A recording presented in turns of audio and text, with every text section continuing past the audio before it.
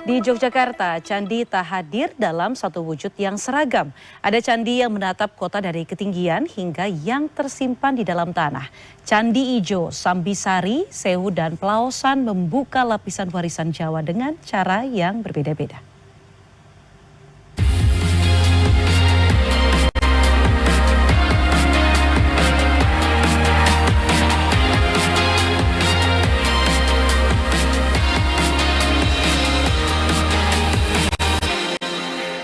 In association with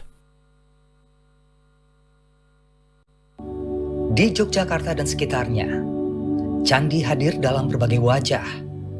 Ada yang berdiri di ketinggian, ada yang terpendam di dalam tanah, ada yang membentang luas, dan ada yang menyimpan kisah di balik batunya. Candi Ijo, Sambisari, Sewu, dan Plaosan memperlihatkan bahwa warisan Jawa tak pernah tumbuh dalam satu bentuk. Candi Ijo membuka perjalanan saya dari atas. Pada ketinggian sekitar 357 meter di atas permukaan laut, ia berdiri dalam susunan teras berundak yang mengikuti kontur alam. Ada satu ketenangan yang berbeda saat orang sampai ke sini. Angin terasa lebih terbuka, langit seakan lebih dekat, dan Yogyakarta terbaca dari jauh sebagai satu topografi yang perlahan menurun ke dataran. Sebagai candi tertinggi di Yogyakarta, Candi Ijo ini sering dijadikan tempat untuk ngapain? Nah, ngelihat kota Jogja dari ketinggian. Cantik banget. Kompleks ini tercatat memiliki 17 objek bangunan dan struktur pada 11 teras berundak. Di dalamnya, Lingga Yoni, Relung Agastya, Ganesha, dan Durga menandai napas Hindu yang masih terasa kuat. Di sini, ruang sudah diatur sejak awal untuk membuat orang menengadah lalu menundukkan diri pada yang dianggap lebih tinggi. Ini ngapain lagi, lihat apa? Apa yang mau dipelajari dari candi? Kita lihat pemandangan dari atas bukit yang jelas untuk mengetahui Jogja itu kan memang mayoritas candi ya dari kerajaan. Jadi kan kita ingin tahu candi itu Ijo itu yang gimana, yang apa selama ini kan kita nggak tahu. Yang kita tahu hanya Borobudur sama Prambanan. Yang lainnya yang candi-candi kecil kan memang jarang kita pelajari waktu ikut sejarah dulu. Jadi kita ingin tahu aja gitu. Lalu perjalanan turun ke arah yang berlawanan.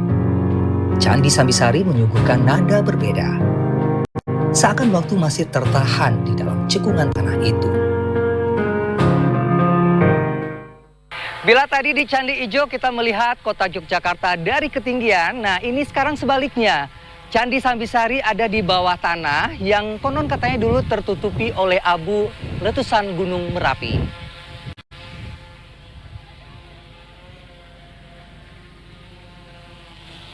Candi ini ditemukan secara tidak sengaja pada 1966 oleh seorang petani, lalu diangkat pelan-pelan dari kedalaman sekitar 6,5 meter di bawah permukaan tanah.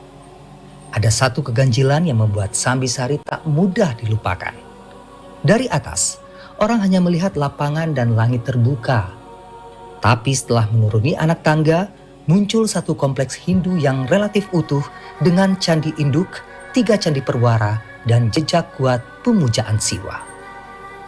Sambisari seolah menjadi pengingat bahwa alam bisa saja mengubur seketika, namun sekaligus menjaganya.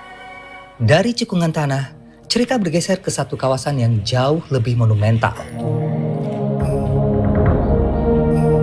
Candi Sewu datang menyambut dengan dwara pala raksasa di pintu masuk dan hamparan susunan candi yang mencerminkan konsep mandala dalam kosmologi Buddha Mahayana.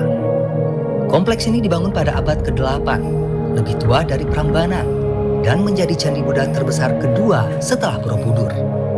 Meski disebut Sewu atau 1000, aslinya terdapat 249 bangunan yang tersusun membentuk satu tatanan ruang yang rapi, hening, dan hampir matematis. Di sini, yang terasa bukan hanya kemegahan arsitektur, melainkan juga gagasan tentang dunia yang disusun dengan pusat, arah, dan keseimbangan. Plaosan membawa suasana yang jauh lebih lirih. Di kompleks ini, batu tidak hanya menyimpan fungsi religius, tapi juga satu cerita yang lama hidup dalam ingatan banyak orang. tentang sebuah persembahan yang hari ini masih dibaca sebagai simbol kerukunan. Pelausan Lor dan Pelausan Kidul berdiri dalam keindahan yang tenang. Reliefnya halus, proporsinya lapang, dan seluruh kompleks itu seakan menahan satu nada yang lebih lembut dibanding candi-candi besar di sekitarnya.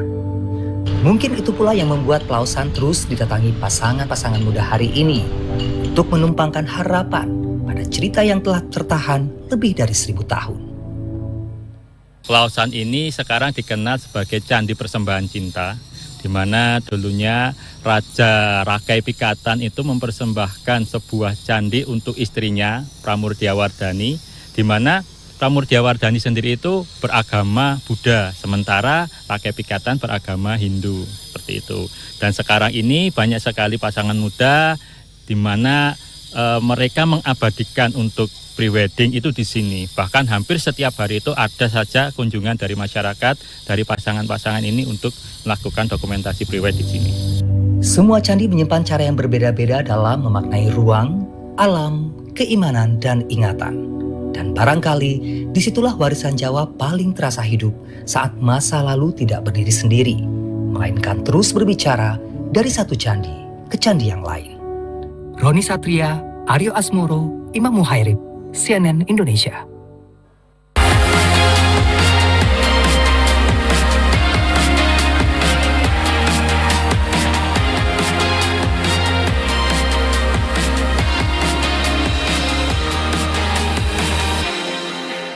In association with